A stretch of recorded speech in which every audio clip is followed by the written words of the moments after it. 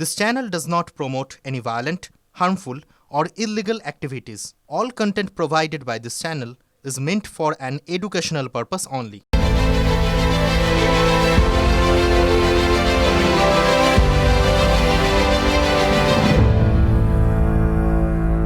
প্রথম দফার ভোট শেষ হলো। বাংলার 3টে আসন কোচবিহার, আলিপুরদুয়ার, জলপাইগুড়ির সঙ্গে গোটা দেশে মোট 102টো আসনে ভোট হলো। গোটা দেশে বাংলার 3টে আসন ভোট কেমন হলো? আচ্ছা, এই ভোটে জনতা মানে ভোটার তারা কেমন সাড়া দিলেন সেটাই আপনাদের দেখাবো। একটা ছোট্ট ডেটা আপনাদের সামনে আনলাম। এবারের ভোট শতাংশটা আগে দেখে নিন। কোচবিহারে 77.73% ভোট, আলিপুরদুয়ারে 75.54% আর জলপাইগুড়িতে 79.33% ভোট পড়েছে। সবচেয়ে বেশি জলপাইগুড়িতেই টর্নেডো হয়েছে। ঝড়ে এখনও বিধ্বস্ত সেই গ্রাম বার্নিশ, সেখানেই সবচেয়ে বেশি ভোট, প্রায় 80%। গড়ে মোট আজ এই 3টে কেন্দ্রে ভোট পড়েছে 77.57%, মানে প্রায় 78%। আচ্ছা, এটা কি গতবারের তুলনায় কম না বেশি? গতবার এই কোচবিহারে 83%-এর বেশি ভোট পড়েছিল। গতবার আলিপুরদুয়ারে, গতবার মানে 2019-এর লোকসভা ভোটে আলিপুরদুয়ারে 83%-এর বেশি ভোট পড়েছিল। গতবার প্রথম দফায় এই দুটো কেন্দ্রেই ভোট হয়েছিল, জলপাইগুড়িতে হয়নি। এই দুটো কেন্দ্রে 83%-এর বেশি, তার সঙ্গে তুলনা করলে এই লোকসভায় কম ভোট পড়েছে এখনো অবধি। অবশ্য বিকেল 5টা পর্যন্ত পাওয়া হিসেব অনুযায়ী এটা বাড়তেই পারে, এটাও 83-84 হয়ে যেতেই পারে, যে সম্ভাবনা এখনো রয়েছে। সুতরাং গতবার যে সংখ্যক মানুষ নিজের মতামত ভোট বাক্সে দিয়েছিলেন, কাছাকাছি এবারও সমপরিমাণ বা সমসংখ্যায় ভোটার নিজের মতামত জানালেন। উত্তরবঙ্গ এমন একটা জায়গা, অন্তত আজ যে 3টে কেন্দ্রে ভোট হলো সেখান থেকে দেশ গতবার নির্বাচনের পর 2 মন্ত্রী পেয়েছিলেন, এক জন বার্লা, 2 নিশীথ প্রামাণিক। জন বার্লা এবছর টিকিটই পাননি, আপনারা জানেন। তার জায়গায় মনোজ টিগ্গা টিকিট পেয়েছেন আলিপুরদুয়ার থেকে, বিজেপির প্রার্থী। আর নিশীথ প্রামাণিক তিনি এখনো অমিত শাহের ডেপুটি। আর নিশীথের কেন্দ্র কোচবিহারেই যত কাণ্ড। যারা মেরেছে তারা গিয়ে নিশীথ প্রামাণিকের বাড়িতে আশ্রয় নিয়েছে। আগে উদয়ন গুহকে গ্রেফতার করা উচিত। উদয়ন গুহর মতন একজন অ্যান্টি সোশ্যাল এলিমেন্ট, একজন ক্রিমিনাল, আগে তাকে গ্রেফতার করা উচিত। যদি একটা নির্দেশ দিই যে এর বদলা নিতে হবে, তাহলে তো রক্তাক্ত দিনাটা হয়ে যাবে। সোশ্যাল এলিমেন্টকে আজকে রাস্তায় নামিয়েছে, কিন্তু আমি নিশ্চিতভাবে বলছি, মানুষের চোখে যে সাহস দেখেছি, যে প্রতিবাদের ভাষা দেখেছি, এখানে তৃণমূল কংগ্রেস কিচ্ছু করতে পারবে না। Morning shows the day. সকাল থেকেই মন্ত্রী বনাম মন্ত্রী, একজন কেন্দ্রের অন্যজন রাজ্যের, মানে নিশীথ প্রামাণিক বনাম উদয়ন গুহ। 21-এর বিধানসভায় উদয়নকে 57 ভোটে হারিয়েছিলেন নিশীথ, আর বিধায়ক পদে নিশীথের ইস্তফার পর উপনির্বাচনে 1,64,000 ভোটে জিতে নজির গড়েছিলেন উদয়ন। শুক্রবারের ভোট পয়লাতেও দুজনেই সম্মুখ সমরে। বারবার সাবধান করেছিলাম ইলেকশন কমিশনকে যে উদয়ন গুহর মতন একজন অ্যান্টি সোশ্যাল এলিমেন্ট, একজন গুন্ডা, তাকে যদি আজকে ছাড় দেওয়া হয়, তাকে যদি আজকে খোলা ছুট দেওয়া হয়, তাহলে এই পরিস্থিতি হতে পারে। এটা কিন্তু আমরা আগেই বলেছিলাম। দিনভর বিভিন্ন সময় ক্যাম্প করে রইলেন, সেখান থেকে স্পষ্ট যে সাংগঠনিকভাবে কিছুটা এই জায়গায় তৃণমূলের পক্ষে দুর্বল, এবং সেখানে তিনি নিজে উপস্থিত থেকে এই ভোট যুদ্ধে তিনি অনেকটাই তার যে ডেফিসিটটা রয়েছে সেটাকে পার করার চেষ্টা করছে। ভোটাররা যাতে শান্তিপূর্ণভাবে ভোট দিতে পারে, তাদেরকে সেই আশ্বাস দেবার জন্য আমি এখানে। তখন হাসপাতালে আক্রান্ত দলের নেতাকে দেখতে যাচ্ছেন উদয়ন, ওদিকে বাড়িতে ওয়ার রুমে নিশীথ। হাসপাতাল থানা ঘুরে একেবারে নিশীথের পাড়া মানে ভ্যাটাগুড়িতে উদয়ন। ক্যাম্পের থেকে আমাকে যে কমপ্লেন করছে যে ওই ক্যাম্পে বসে ওরা ভোটারদের বাধা দিচ্ছে, যে ভোট দিতে যাওয়ার দরকার নেই, ভোট হয়ে গেছে। সেই ভ্যাটাগুড়িতেই আবার উদয়নকে ঘিরে বিক্ষোভ। ভেট্টাগুড়িতে নিশীথ প্রামাণিকের একেবারে খাস তালুক। সেই সময় কিছু না হলেও দ্বিতীয়বার 3:30 নাগাদ তিনি যখন আসেন, তারপরেই হঠাৎ করেই কিছু মহিলা তার সামনে বিক্ষোভ দেখাতে শুরু করেন। ওদের এক পঞ্চায়েতকে পুলিশ ধরে নিয়ে গেছে আজকে, যাকে অনেক দিন ধরে খুঁজছিল, নানা রকম গোলমালের সাথে জড়িত। তৃণমূলের গুন্ডা রয়েছে, যেমন এই অঞ্চলেও তো ভোট হয়নি। বিগত পঞ্চায়েত নির্বাচনে এখানে ভোট হয়নি।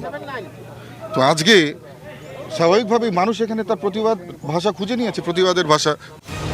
নিশীথের নিশানায় উদয়ন, উল্টোটাও ভোটের দিন রাজ্যের মন্ত্রীকে বুথবন্দি করতে কমিশনে আবেদন করেন কেন্দ্রের মন্ত্রী। সাড়া মেলেনি আবেদনের, তবে কোচবিহারের ভোটে দিনভর সাড়া ফেলে দিলেন দুই নেতাই। যেমন যেমন অভিযোগগুলো আসছিল, যে কয়েকটি আসছিল, সেই অভিযোগগুলো ইলেকশন কমিশনকে জানানো হয়েছে, পুলিশ তারপরে পৌঁছেছে এবং তাই মোদির মন্ত্রী হারছে। শশী বাজা বলেছেন, শশী বাজা বলুন না যে যদি ওনার কথা যদি ঠিক হয় তাহলে শশী বাজা রাজনীতি ছেড়ে দেবেন। তো একটা চুক্তিপত্র করা হোক, তাহলে শশী বাজা চুক্তিপত্র করুক, আমিও সই করব, শশী বাজাও করবে, অন ক্যামেরা সমস্ত মিডিয়ার সামনে। কারণ তিনি নিজে সীমাবদ্ধ ছিলেন। কেন প্রচারের সময়ও তাকে প্রার্থীকে দেখা গেল না, বিজেপি প্রার্থী। আজকের দিনেও মানুষ কিন্তু বিজেপি প্রার্থীকে সেভাবে দেখতে পায়নি, তার যেখানে তিনি থাকেন তার বাইরে। সাহস থাকে, সৎসাহস থাকে করুক, বা অভিষেক বন্দ্যোপাধ্যায়কে বলুক, অভিষেক বন্দ্যোপাধ্যায় সই করবে একই কাগজে, আমিও করব, যে যদি বিজেপি জিতে যায় তাহলে উনি রাজনীতি ছেড়ে দেবেন। বলুক, যদি সৎসাহস থাকে করাক, আমি বলছি তো আমি করতে রাজি আছি, সেই কনফিডেন্স আছে। এরপর ঠিক পাশের কেন্দ্র জলপাইগুড়িতে হঠাৎ জ্বলে উঠল শিখা, বিজেপির শিখা। আর সেই শিখার তেজে দিনভর উত্তেজনায় টান টান থাকলো ডাবগ্রাম ফুলবাড়ি। ভোটে আপাত শান্ত জলপাইগুড়ি লোকসভার মধ্যে যত অশান্তি, যত উত্তেজনা শিলিগুড়ি পুরসভার আওতায় থাকা ডাবগ্রাম ফুলবাড়িতেই। বিজেপির শিখা চট্টোপাধ্যায় এখানকার বিধায়ক, আর সেই বিধায়কের গাড়ি শিলিগুড়ির মহানন্দা গার্লস স্কুলের ভোট গ্রহণ কেন্দ্রের সামনে আটকে দিল পুলিশ। ব্যাস, আগুনে ঘি পড়ল। সে কি দাউ দাউ করে জ্বলতে থাকলো শিখা। পুলিশের সঙ্গে ধস্তাধস্তিতে জড়িয়ে পড়লেন বিজেপির কর্মীরাও। ছবিটা দেখুন।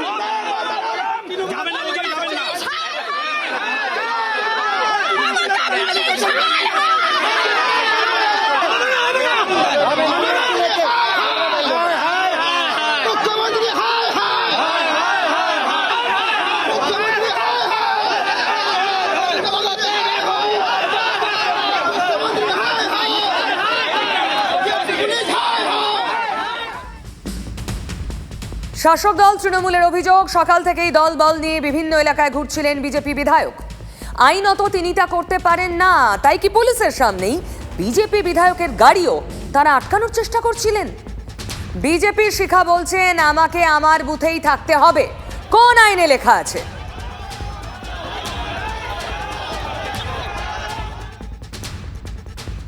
আমাকে বন্দি হয়ে থাকতে হবে। আমাকে এসিপি ফোন করে বললেন, আপনি কিন্তু ম্যাডাম এরমভাবে ঘুরতে পারবেন না, আপনার বুথেই আপনাকে থাকতে হবে। কোন রয়েছে, কোন আইন রয়েছে আমাকে আমার বুথে থাকতে হবে? এরকম তো কোনো আইন নেই। এরকম কোনো আইন নেই, পুলিশ বাধা দিল কেন? এর মধ্যেও কি রাজনীতির অঙ্ক দেখছে নাকি বিজেপি? জলপাইগুড়ি লোকসভা কেন্দ্রের যে বুথে শিখাকে নিয়ে অশান্তি, সেটি আবার শিলিগুড়ি পুরসভার ৩৩ নম্বর ওয়ার্ড। এই ওয়ার্ডেরই কাউন্সিলর শিলিগুড়ির মেয়র গৌতম দেব। গৌতম দেবের ওয়ার্ড বলেই কি পুলিশি বাধার মুখে পড়তে হলো ডাবগ্রাম ফুলবাড়ির বিজেপি বিধায়ককে? এভাবে মমতা ব্যানার্জির পুলিশ আমাকে টানাটানি করেছে, হাত টাত কেটে গেছে আমার, জঘন্যভাবে টানাটানি করেছে পুলিশ আমাকে, এই তো কেটে গেছে, হাত টাত সমস্ত কাটা। শিখা অভিযোগ করছেন গৌতম দেবী পুলিশ পাঠিয়েছিল। তাহলে শিলিগুড়ির মেয়র গৌতম দেবের কথা শুনেই পুলিশ শিখাকে আটকালো? এটা মেয়র, এখান থেকে পুলিশ পাঠানো হয়েছে ওখানে কন্ট্রোল রুমে বসে, উনি কন্ট্রোল রুমে বসেছিলেন বলছেন। মহিলা বরাবর করেন, এখনো এবারও তাই করছে। মেয়র যদি মনে করেন আমাকে এখানে আটকাবেন, মেয়রের ক্ষমতা নেই আমার বিধানসভায়। আমি ঘুরবই। আমি কিন্তু গাড়ি নিয়ে, লোক নিয়ে আমি যেতে পারি, কিন্তু আমি জানি সেটা আইনের বৈধতা থাকবে না। মমতা ব্যানার্জি নিজেও মিথ্যে কথা বলেন, তার পুলিশরা সবসময় মিথ্যে কথা বলে। নিশ্চিতভাবে বিজেপি এখানে বহু ভোটে হারবে ডাবগ্রাম ফুলবাড়ি, তার জন্য এটা করার চেষ্টা করছে। আমরা ওদের ফাঁদে পা দিচ্ছি না। তৃণমূল থেকে বিজেপিতে আসা শিখাকে কেন্দ্র করেই ভোটের সারাটা দিন শাসকের অস্বস্তি বাড়ল। এখানে ভায়োলেন্স করে যাতে ভোটটা যাতে না হয়, মানুষ যাতে সুষ্ঠুভাবে ভোটটা না করতে পারে, গৌতম দেব যাতে এখান থেকে যেটুকু দিয়েছে লিড যেন গৌতম দেবের থাকে, মমতা ব্যানার্জিকে দেখাতে হবে। তো তাই ভায়োলেন্স করে ওই টিয়ার গ্যাস ম্যাস ফাটিয়ে যদি সবাইকে সরিয়ে দিতে পারে, মানুষ ভোট দিতে আসবে না। ডাবগ্রামের পশ্চিম ধানতলার ৩০১ নম্বর বুথেও বিজেপি বিধায়ককে বিক্ষোভের মুখে পড়তে হলো। টিএমসির ক্যান্ডিডেটের নাম লেখা ইয়ে পড়ে ঘুরছে, একটা আপনার কার্ড একটা বুকে নিয়ে ঘুরছে। মিথ্যা লিখেছে। আপনারা পুরো ইনভেস্টিগেশন করতে পারেন। আমরা শুধু না, আমরা যারা সমর্থক আছি তাদের ছাড়াও আপনারা যারা সাধারণ যারা ভোটার তাদেরকে আপনারা জিজ্ঞেস করতে পারেন। বুথ বদলের অভিযোগ পেয়ে শিলিগুড়ির হাকিমপাড়াতেও গিয়েছিলেন, সেখানেও বিক্ষোভ।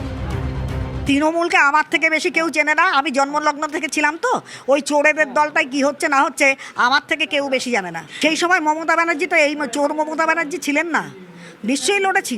যেদিন এই চুরি করতে শুরু করলেন 5খানা চিঠি লিখে মমতা ব্যানার্জিকে জানিয়েছিলাম, তারপরে মমতা ব্যানার্জি কোনো রেসপন্স না করায় দল ছেড়ে দিয়ে চলে এসেছিলাম, মারধর খেয়ে বেরিয়ে চলে এসেছিলাম এই দল। তাই ভোট চুরির আঁচ পেয়েই কি বিজেপির শিখা জ্বলে উঠল?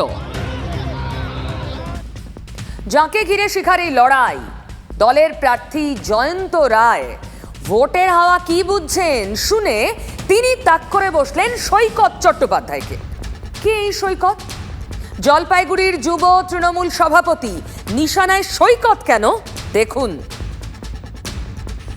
ভোটের হাওয়া তো ভালো, কিন্তু টিএমসি কীভাবে ইনফ্লুয়েন্স করে তার তো নমুনা দেখতে পাচ্ছেন। এখানে দাঁড়িয়ে আছেন উনি, এটা কোথায় কতটুকু ডিস্টেন্সের মধ্যে আছেন উনি? এখানে একজন ভাইস চেয়ারম্যান হয়ে কীভাবে থাকেন বলুন তো?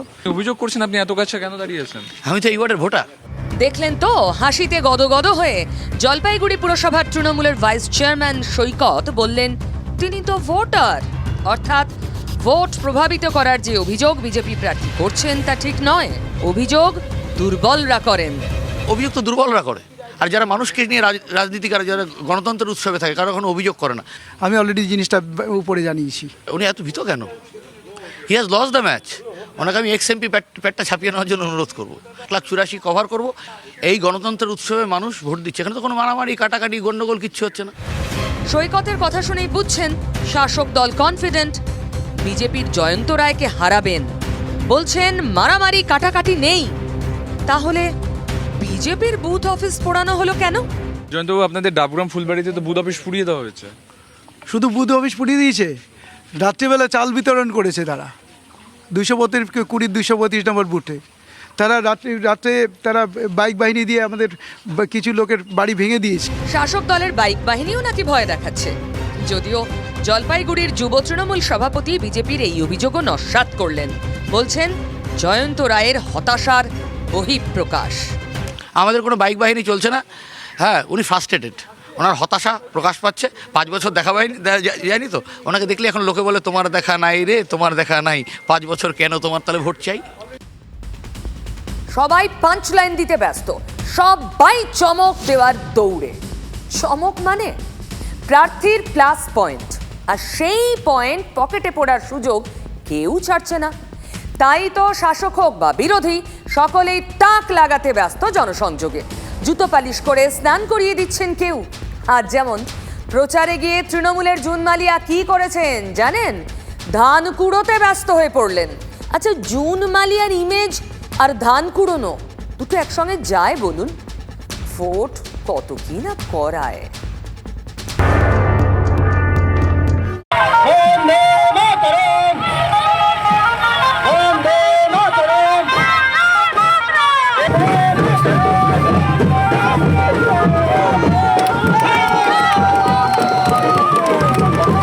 ভোট পেতে হলে আমাদের খুব একটা বেশি কিছু করার দরকার হয় না, কারণ যেহেতু মাননীয় প্রধানমন্ত্রী আমাদের মুখ।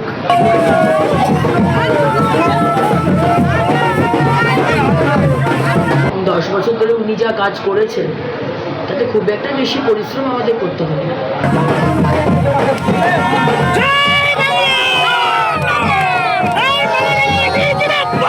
বহু সরকার এসেছে, স্ক্যামের সরকার হয়েছে। প্রতিদিন সকালে বেলা উঠে একটা করে স্ক্যাম আমরা দেখতে পেতাম। আলাদা করে খুব একটা পরিশ্রম আমাদের করতে হবে।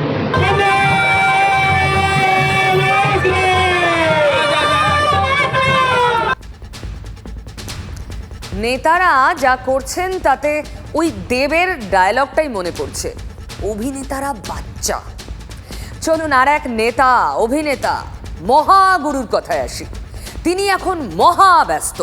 আফটার অল বিজেপির স্টার ক্যাম্পেইনার, হেভিওয়েট অর্থাৎ তারকা প্রচারক। দিনে একাধিক সভা, রোড শো, প্রার্থীদের হয়ে প্রচার, হাতে কাজের লম্বা লিস্ট। আর হবে না কেন? মিঠুন চক্রবর্তী বাংলায় বিজেপির ভরসার আর এক নাম।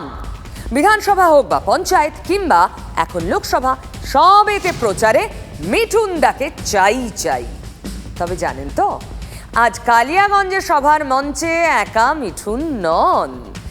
মিঠুনের সঙ্গে অন্য কিছু দরকার হয়েছে বিজেপির। বিজেপির অস্ত্র কালিয়াগঞ্জে মিঠুনের সঙ্গে সন্দেশখালিও, মানে সন্দেশখালির মহিলাদের প্রতিনিধি দল। উত্তর 24 পরগনা থেকে সোজা উত্তর দিনাজপুর, এতটা পথ পাড়ি দিয়ে তারাও হাজির মহাগুরুর পাশে। কিন্তু কেন? একা মিঠুনে হচ্ছে না? ধার বাড়াতে সন্দেশখালি চাই।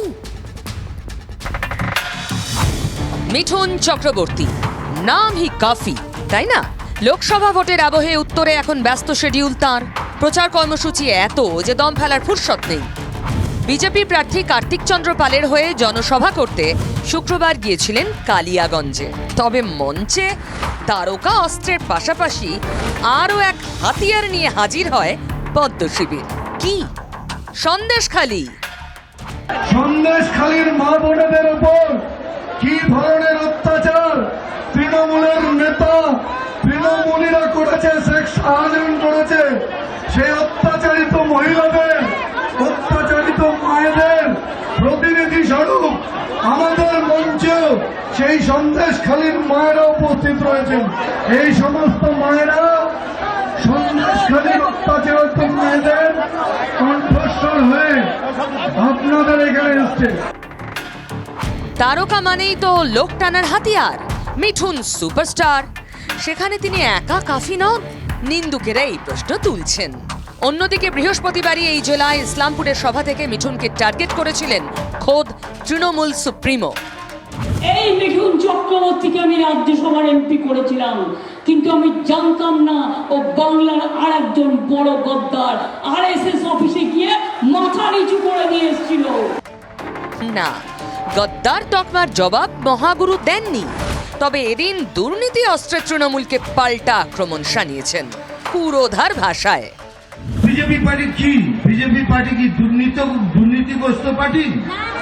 না, অপোজিশনে দাঁড়িয়েছে, সে যে পার্টি ওকে সিলেক্ট করে যাচ্ছে সেটা কি দুর্নীতিগ্রস্ত পার্টি? হ্যাঁ।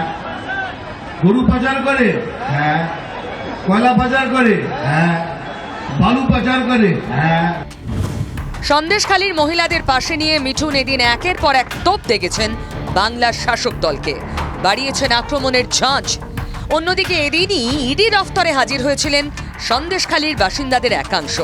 সূত্র বলছে, শেখ শাহজাহানের বিরুদ্ধে অভিযোগ করতেই তারা গিয়েছিলেন, মূলত মাছ ব্যবসায় বাধা দেওয়া থেকে জমি কেড়ে নেওয়ার অভিযোগ নিয়ে। কারণ ইডি নোটিশ পাঠিয়ে জানিয়েছিল যে সশরীরে গিয়েই অভিযোগ জমা দিতে হবে। অর্থাৎ ঘুরে ফিরে চর্চায় সন্দেশখালী হটস্পট।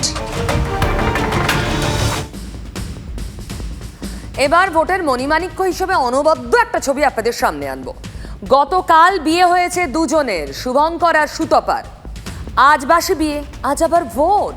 কোন রকমে বাসি বিয়ে সেরে দুজনে মিলে ছুটলেন বুথে। দুজনের আবার আলাদা আলাদা জায়গায় ভোট। প্রথমে বর ভোট দিলেন ছুটতে ছুটতে বউয়ের পাড়ায়। দেখুন।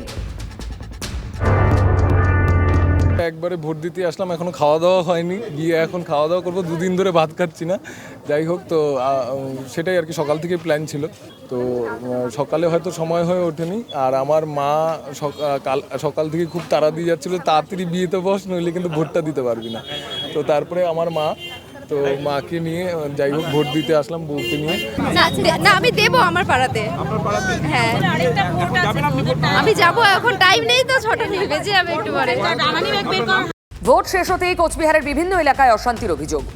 গীতালদহ সিতাইয়ের বিভিন্ন এলাকায় বিজেপি কর্মী সমর্থকদের মারধর, বাড়ি ভাঙচুরের অভিযোগ, তৃণমূলের বিরুদ্ধে অভিযোগ।